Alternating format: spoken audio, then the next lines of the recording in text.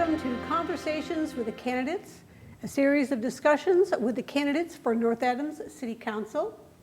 I'm your host, Tammy Daniels, editor of iBerkshires.com, and our producers are Northern Berkshire Community Television.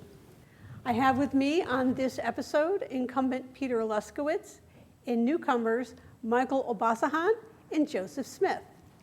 And Pete, why don't you start off and introduce yourself to the audience? Hello everyone, my name is Peter Leskowitz. I'm a lifelong resident of North Adams.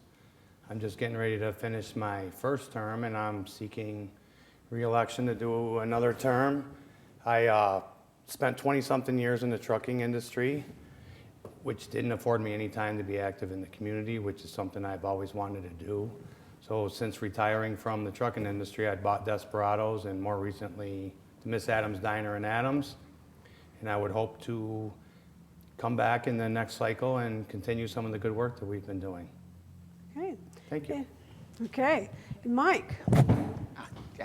So again, my name is Michael Obasahan, and I'm originally from Boston, Massachusetts. I found myself in North Adams a number of years ago to attend MCLA. Been a resident of North Adams for 14 years now, and found myself getting involved in the community a lot more this past couple of years. It started with a group of my friends and I who all decided to stay in this area because of work.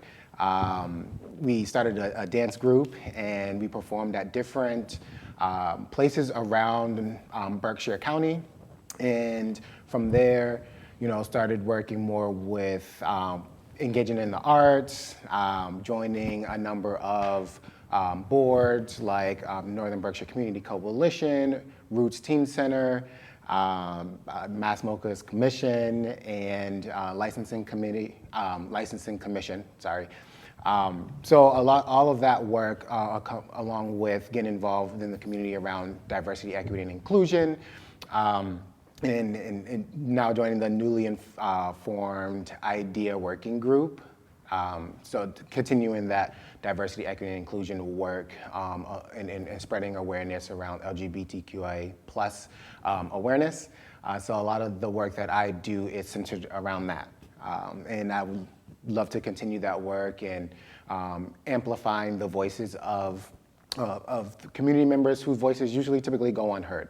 I don't consider myself a big political person, but thought that I would wanted to see myself in the room. That wasn't a place where I normally saw myself, but I thought it would be about that time that I, get more involved in the community and have a seat at the table. So. All right, thank you. And Joseph Smith. Hi, my name's Joseph Smith. I've bought a home in the area first back in 2012, and we really like the area. And one of the still current city councilors 5 years ago sent me some photos of a house in North Adams, and really, I think he knew I probably couldn't resist when I saw the photos, and I ended up buying the house. And so we've had that house for about 5 years now. We have, my wife and I have 3 kids. They're 12, and 11. They've attended Northern Berkshire School Union Schools and North Adams. One of them went to North Adams School, and they're currently down in Bart in Adams. When I first came up here, Dick Alkenbright was mayor, and he was somebody who was really, I came from an active community in Manhattan, and he was somebody who was really transparent and really open, and it kind of inspired me to want to be involved in things in the area, and so and I still feel that that's really important. I think in some ways it's a lot more important now, because I think our county, our rural counties, at a crossroads that's really going to need really active leadership in the next 10 years. So, I just want to try and step up and be involved in that. Okay. Well, I'm going to start with you too and say, what do you think is the most challenging thing that the council is going to be addressing in the next 2 years? Infrastructure obviously has been a big issue. And one of the things that inspired me to run, I very vividly remember being in the council meeting where they were deciding about the new roof for the public safety building. And, they did the right thing. They got money for a new roof, but, that was born out of a long time of not doing the right thing. It's always easy to look back, right? But the reality is that, it was very striking to me, your publication did an article about the same duct tape being in the windows of the building 10 years later. Now, it wasn't the exact same duct tape. The point is, though, still the window needed duct tape. And, we have human beings working there who are dealing with yellow water and, not heat in a locker room. And, a city, a municipality shouldn't be operating a building day to day in its business that if it was run by somebody else and the building department was doing the right thing, would probably condemn it or health code violations, something along those lines. And we basically, as a city, as a municipality, we get away with running it that way because we can, right? And I know there's been a lot of good intentions, but the reality is, what I'm seeing is we're gonna have a lot of hard choices to make in regard to infrastructure, and they're not always gonna be popular choices, especially in the short term. I think, and I think that's what makes it a little bit difficult for people who are running. You run on a 2-year cycle up here. People are trying to do what they can, and there's a constant challenge in North Adams because, we're constantly chasing money, right? We don't get the aid that we really probably deserve from the state. You had mentioned before, we were all here, and something I had seen in the newspaper myself, where the state auditors brought up very strikingly that we out here don't get our fair share, that there are certain, Chapter 90 money that the formula hasn't changed since 1970. We're losing one representative most likely in the State House because of the census, and that's a trend that's going to continue, and we're going to be losing traction on political, powers essentially to help ourselves. So we really need to change, I think, how we're operating, and how vocal we are, as an area, and how we build coalitions and work on regionalization things. And those are going to be very hard choices. Another thing, schools, right? We have the similar thing we lost out on one MSBA project, for Greylock, and now we're shifting to probably doing a different kind of project for Brayton. But these things are all connected, with our neighbors in the area. We have, Clarksburg that has a third of their kids are, about 33%, just about, maybe a hair lower, are kids from North Adams. And, it's a proud tradition in this area where people were used to having, each of their own communities having a certain number of resources. And now we're at a point where those resources are going to be hard to afford for individual communities. And we're going to have to find ways to be partnering with neighboring communities where they really feel it's a partnership, and they don't feel like necessarily like it's North Adams being the big bully or the big brother or whatever. And but that's going to take some hard conversations. And I feel for myself that I feel like I have a background where I'm used to being in those kind of hard conversations, and I'm trying to so that's what I want to participate in. And I think we've gotten ourselves in a place where we weren't having those conversations, and I think it's just something and we need to shift soon, because if we don't do it soon, I think we're going to be in a really bad spot in 10 years if we just tread water. And so I'm going to throw it to you, Michael. How, the next council is probably going to be making some really difficult decisions, and where do you see these decisions going? I mean, are you supportive of borrowing money, or are we going to have to advocate more? So, as a councilor coming up, what would your perspective be on that?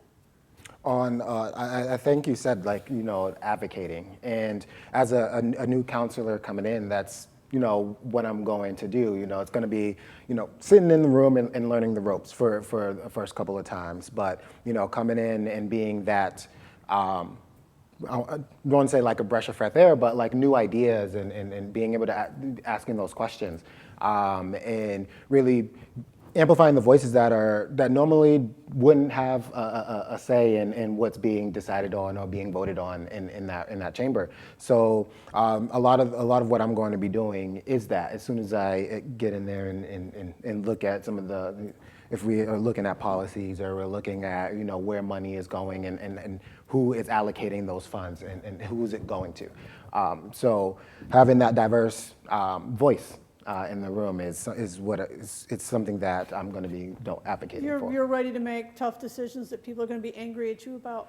And it comes with the territory, right? So a lot of those, and Joe, you mentioned it, like having those difficult conversations, and it's going to be very difficult. I think that we're in a situation where you have some people who, if you're doing the right thing, you might not be liked initially, but maybe 10 years down the road, they're gonna be like, wow, that guy actually saved us, kind of thing. Well, Peter can probably give a little because he's one of the more recent members of the Right. city council. And you'll you see you're came gonna in, make a right, lot of tough when the decisions. budget stuff was coming, you went through that whole cycle. So what's your take on? That's one of the toughest cycles of the year is when you do work on the budget and the tax shift.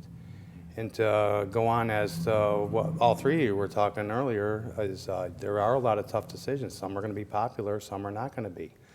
But you put a lot of thought and research into everything that you're going to vote on, every way you're going to spend money, and you, in your heart of hearts, you think you're doing it for the best interest of the city.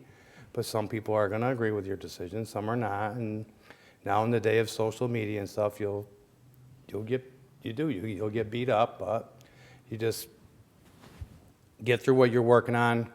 Hopefully tomorrow you're on something different and you do the same thing. You make your best choices, your best decisions and votes, and hope that at the end everything works out. And Mr. Smith was talking about the hard conversations that are coming are the schools. I mean, we just finished the budget with, I think it was $42 million, 18 million was going to the schools, but they were level funded with some of the ESSER funds, but over the next few years, I mean, the school budgets just continually climb. The people costs, the insurance costs, the maintenance of all these buildings. And it's very unfortunate that Greylock School was slated to close. Our enrollment's down, and now it's time to really have these hard conversations with Clarksburg, and we need to gain these. I believe there's 130 students enrolled in Clarksburg. Something around there. I mean, Yeah, and it's very unsustainable in that community, even in our community with low enrollment. I mean, we can't have so many schools, so that's why when we went after the building fund for Greylock and we were denied, and we were just given that one option to rehab Brayton, which now we're going to have to integrate, I think, another 200 students into that school. But it is a large school. It's the largest school in the community. And one last thing, because I'm not taking up a whole lot of time. We brought up the public safety building. Now is the time to act, because this has been a continuing thing for years. We can't have our local heroes working in this. I can't even put the words as to what they're working in. And even if someone were detained in the cells, I mean, detainees are supposed to be afforded rights, and they don't have the rights. There's no running water. I mean, the place is thoroughly disgusting. And another related thing was, the police union made a post on social media a couple months back where they were very frustrated because there was an option that they felt was viable, that they even were calling pretty much move-in ready because it already has cells in it and other things. Basically the old juvenile court. Now, it was a question of leasing and whatnot. What I find frustrating that we've seen is they're reaching out to the public and they're saying the administration's not communicating with us. The current administration's not telling us why they won't move forward.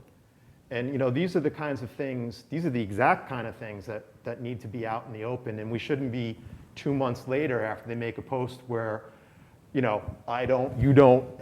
most people don't have any idea about why the administration doesn't want to move forward. And those are the kinds of, that's an advocacy piece that I see in council, for instance, that, if something like the union has to come out like that, there should be other people right alongside them. It doesn't mean that it doesn't mean that taking that lease is the right decision necessarily, but we should have a place where we can have these conversations and the mayor's office can say why they are yay or nay. What I'm saying is we need to get away from a place where we're compartmentalized and people don't know what the other is thinking. Yeah, I think that speaks to the transparency. Right, yes. Right? A lot of it is, he say, she say, or what I read on social media. And there's reasons of why certain information is not communicated and why certain information is given out in a certain time. But if we are working with, City Hall and as, counselors and, working with the community and helping them realize, okay, what exactly are the responsibilities of the counselors? What are the responsibilities of the workers that are in City Hall and, positions that are being posted and things like that, and getting that information out to the community. And how are we getting that information out to the community is very, very important, because certain ways of doing that. And I think building that relationship with the community, I think there's going to be a lot of there has to be a lot of relationship building and trust when we're sitting at those seats. Transparency is a big deal, and also about what is transparency, because transparency is a different definition for a lot of people. And where I'm coming from with, there's certain information that you can't, that's confidential and can't be, Right, public, and I agree with but that. it's, but then there's also information that is you give the information out that is trustworthy for our community. So, I think, to me, defining that. It's all about communication, right? You can communicate to somebody that certain information is privileged for a reason. Obviously, like personnel information, things like that. But we want to always, any level of government, be at a place where we get that. It's not, and we don't always get that, and we all know we don't always get that, right? And I think that local government, is really where you have the best chance to see change, right? Right, You have the best chance. It's where your representatives are the closest to you, because they're your neighbors and they're the person who shops in your store and things like that. And I just, so my point is, I saw, just as a real world example, when, like I said, when I come up, Dick Alkenbright was a paragon of transparency. You ask that man a question and he would have somebody answer it for you, or he would find it. He just was somebody who would communicate a lot. And, and I think that's what we should, that shouldn't be the odd ball out. That shouldn't be the rarity. That should be, we should all be striving in public service. To me, like, one of the most important things is your servant. That's prime to your, I think it's better when you have you're in an elected position to think of yourself less as whatever that particular title is, and more about the fact that you're a public servant. I'm going to throw it to Peter. The social media and the transparency, what has your take been over the last year or so? As me being a part of this, I quite honestly myself haven't really seen a lack of transparency. The thing I did see is on committees and some of our committee chairs, and I just assumed the duties as a committee chair, we've been lacking on producing minutes. I think that's one of the big parts that was pointed out as transparency. And I'm actually kind of nervous myself right now taking over as a chair, because you have to have your minutes out in a certain time. And if you know me, I have a hard enough time doing my paperwork and my business. Now, to take over a committee, which I'm more than happy to take. I'm happy to serve, but now I have to make sure that I find the time and get my minutes out in time. But for me seeing the transparency, if I ask questions in the corner office or in the city administrator's office or clerk's office, I seem to always get answers. And I see that most people may as well. And I think if people approach me and people have talked to me, I think I'm pretty open, honest, transparent, and me, I don't hold back. I'll Right. tell you how I feel. I guess what I would just say is that we shouldn't be in a place where experiences vary very much, right? If the police union has a problem where they can't even get an answer. But I think the thing with the police union, honestly, the space is a very nice space. It's manageable, it's doable. It needs upgrades in the cells, the communications will need to be moved, but we're only solving one problem. It leaves the fire department in the cold. And I know the police department is the one that has the most outside interaction with people from the outside coming to visit, and we are not ADA compliant. Right. Now's the time, I think, that in the next administration, no more dragging our feet and holding these conversations at every single forum, every 2 years. It's repetitive, it's redundant. Right. Now's the time. Borrowing right now is the perfect time. We get our $1.2 million that was promised to us in the bond bill 2 years ago. I'm sorry, I dropped something.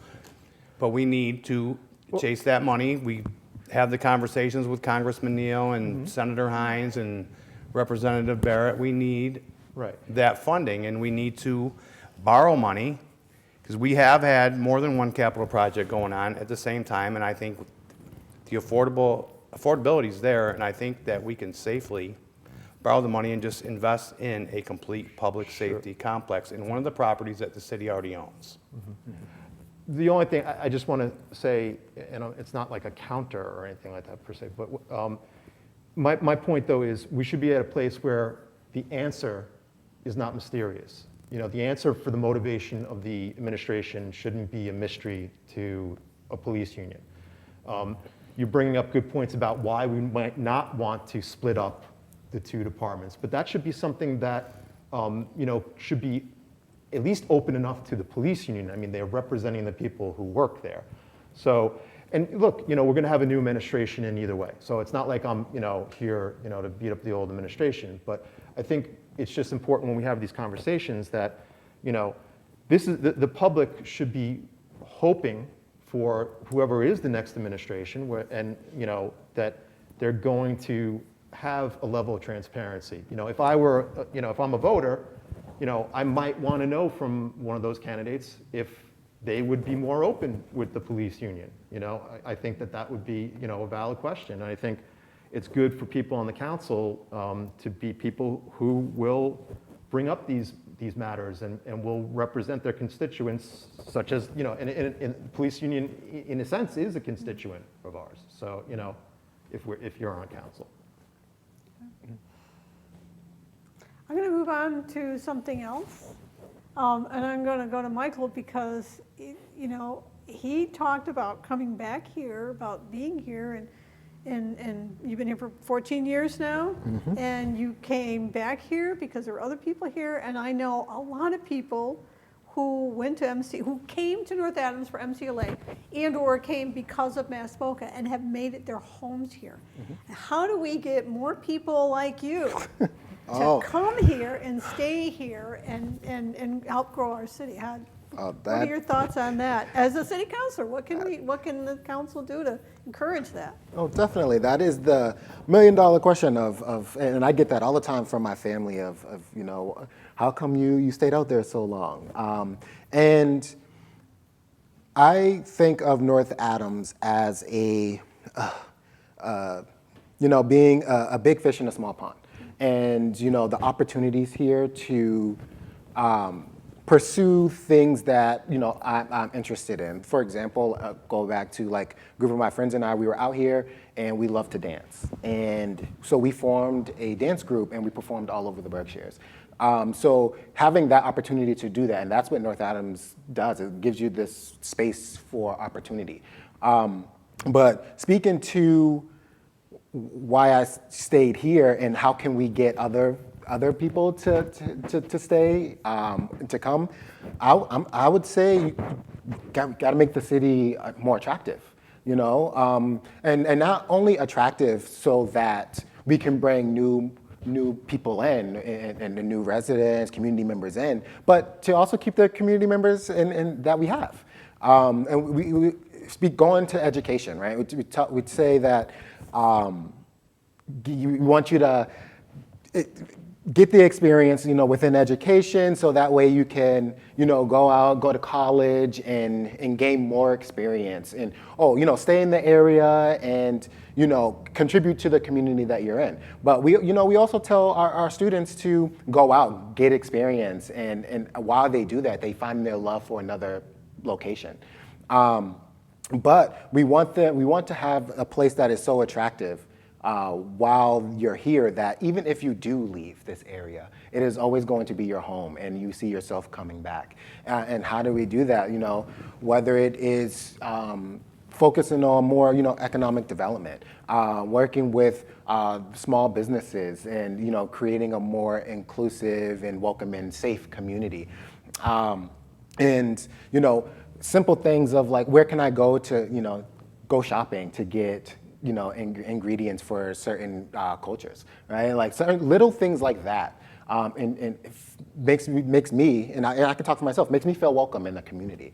If I can go to a local shop or a business and say, oh wow, that like a product that I would normally buy back in Boston is here. I feel like I can, do all my shopping here. Just little things like that, and letting community members know, and the folks that also want to come in, that there's space for opportunity to grow here.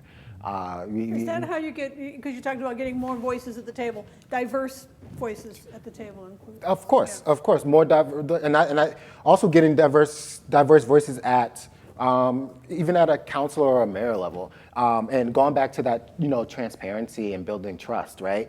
I didn't have the okay, so there's so much information in my head. So for me, running for council, it was me stepping out of my comfort zone, and again, never thought that this would be something that I would do, and I didn't know where to start, and reaching out to members of council that also been very helpful, other community members, they really helped guide that path for me, and make sure you think about this, and make sure you do this in this way, make sure you don't do that. So I felt when building that transparency and that trust, it will get others to be more involved in the community, be involved in local government. They will see themselves in this seat, and that's what I'm hoping to do, is create room for others like myself and others who normally won't see themselves at this level in those seats. And the way to do that is really to just build the trust and educate the community on what really goes on in these positions. Pete, how do you think we should get more people? Because we've already talked about we might lose a representative. We don't have enough people living here. We need people to move here and become active citizens. And how do we do that? We just made a pathway to try to attract more people in the passage of 40R. Yep. With some more affordable housing. I mean, we have a major employer in Pittsfield and General Dynamics, who is always looking for help, and a lot of people don't want to move into Pittsfield. They want something a little more rural and quiet. Mm-hmm. So we were hoping with the passage of the smart growth, I forget the 40R? term, Yeah. 40R, I mean, Yeah. and they try to change the language from affordable housing to workforce housing, which does sound much more attractive. So we hope with something like that to help attract some younger families to come to North Adams. The more that we can get here, you have the better chances of hopefully keeping Greylock School open. There's other pathways that we see of attracting people with the investment in downtown of the sale of the Dowling block on Main Street, which the current owner right now owns I forget the name of the block on Eagle Street, honestly. Porter Block, Yeah. which will in the spring will be developed into, I believe, 12 apartments, and then he will move on to the 30 or 40 or so in the Dowling block. But me, as being a merchant downtown and also being a city councilor, it shows that it could be a good boom downtown with another 50 families in the immediate downtown area. Could give needs for more services downtown. You might see some little pop-up shops open, something. Like Michael was saying, I mean, you look for ingredients. You may see, say a vendor who sells Asian spices or service places. You're going to create a need for the more diverse crowd that you might attract downtown and to the apartments. I'm excited to see it. I hope it happens in my lifetime and in my term, because it's very exciting to be a part of growth. And we are still, right now, we're in a, it's not a boom, but we are experiencing some good growth in the city right now. So Joseph, what do you think? I mean, you came here too, so you moved to this area. Yeah, and What do you think of the 40R? So let me try and draw upon that experience. One thing that I've noticed, one of the things that attracted us was it, has a cute downtown. As somebody, who grew up in a city and was living in Manhattan, where it's, it's concrete and, tall buildings, seeing the sky, seeing the stars, right? Like, oh my God, you don't see the stars, right? The light pollution. Those are all very attractive things, being able to, go to a wonderful shop like, the Berkshire Emporium. It's so, something you don't see normally. But one thing I've noticed, having been here in the area since 2012, is, some of the things that attract you and are succeeding. You see also, North Adams seems to constantly have things that are coming up and doing well and seem like a very good sign. And then you have other things that kind of fall to the wayside where you're like, oh man. So like tourists come in and we get all this great press and everything like that. But then a store like Persnickety can't survive because, a person who owns a business like that can't afford health insurance. As they get older, now that's more of a challenge. I'm not saying that's the only, but those are the kinds of things you see. You see, the skateboard shop, wonderful addition to Eagle Street, right? Because you're seeing it like, wow, that's really cool. You got something, especially to a city dweller, right? It's like something trendy, but cool, like kind of niche, but what's its survivability in 5 years is like a big question. You see those things come and go, and so one thing that I feel, it's not so hard to necessarily attract people here to have their buy a second home for retirement or But the other problem with Berkshire County is not only are we losing population, but our population is aging, and so the picture, the Polaroid of like who we are as a community is changing, not only just in size, but in who it's made up of. So as somebody who came from the city, what's one of the most important things to somebody who can afford maybe moving up here, and is for a family, young family, is how good the schools are rated.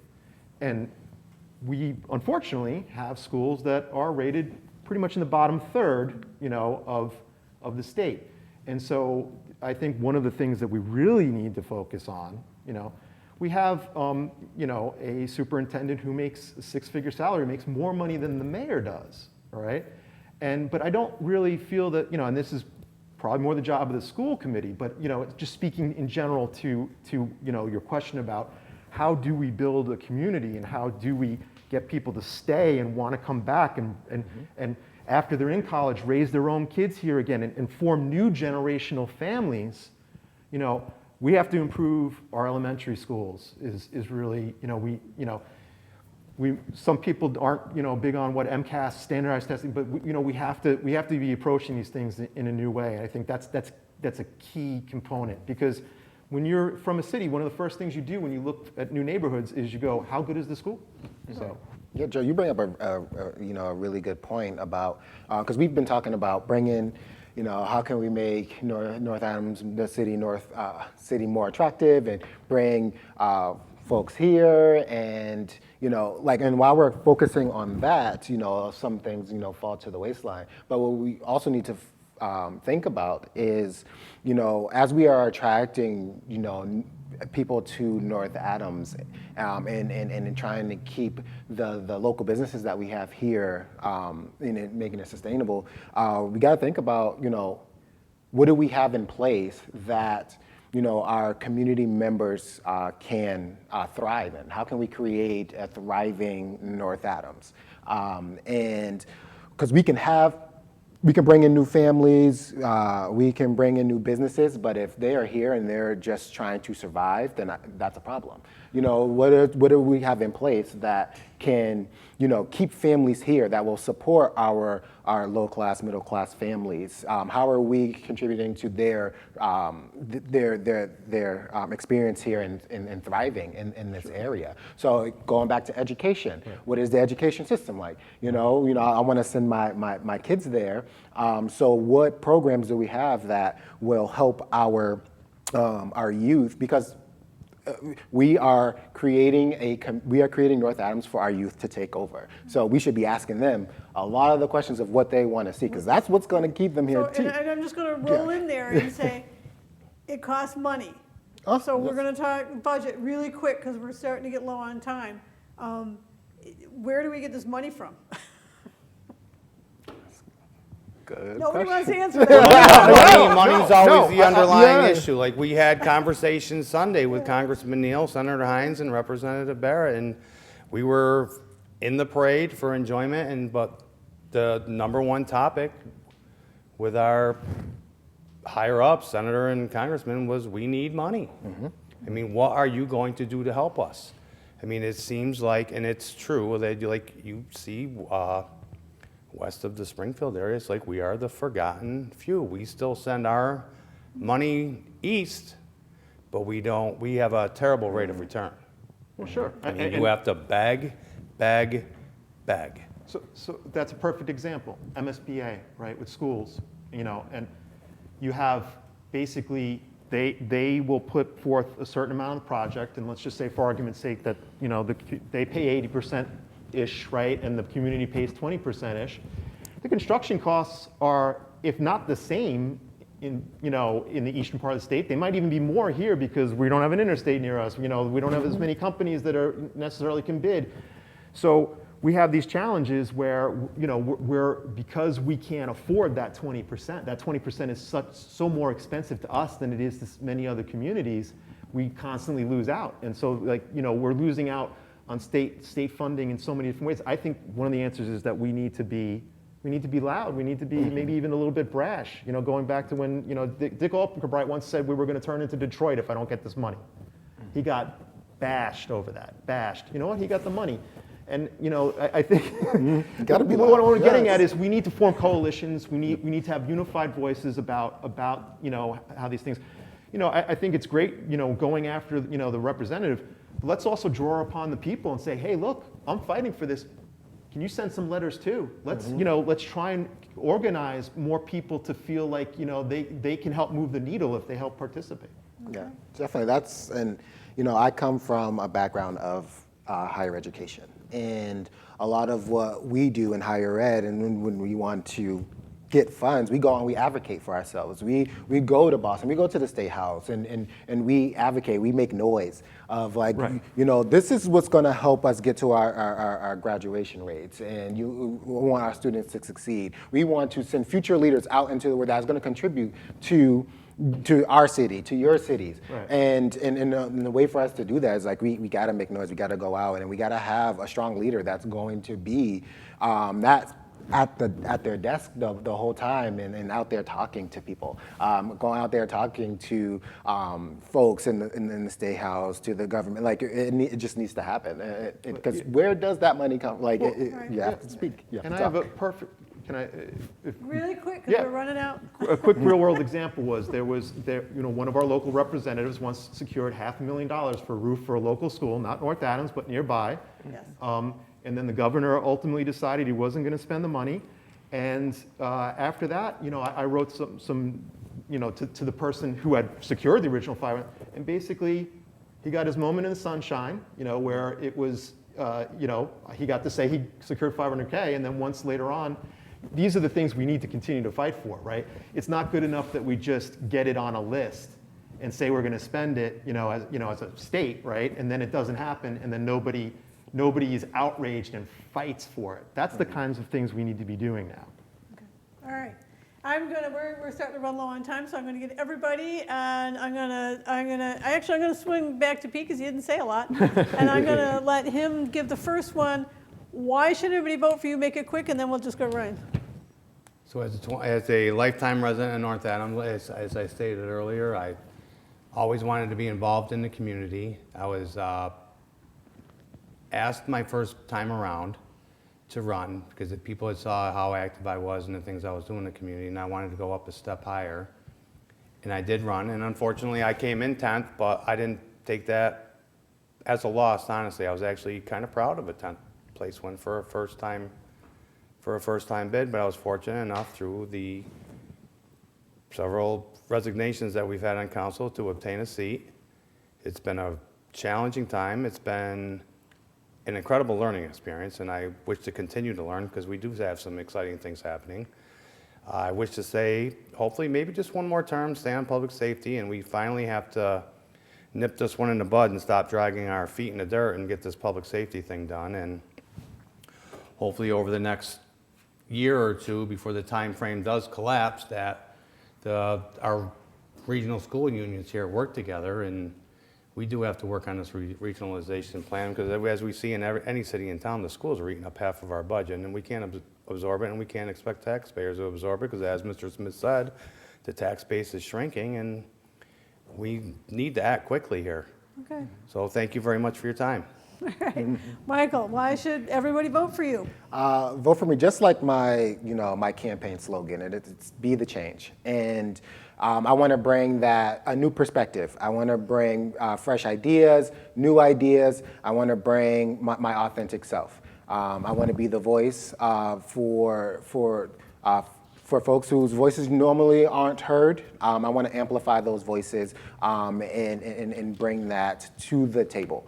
I want to really put an emphasis on education, on the infrastructure, and also the transparency of North Adams. And I want to, even though I'm doing that now, I want to do that at the table with fellow councilors and the mayor at that level. So please, vote for me, and again, be the change. And thank you for having me. Okay, and Joseph?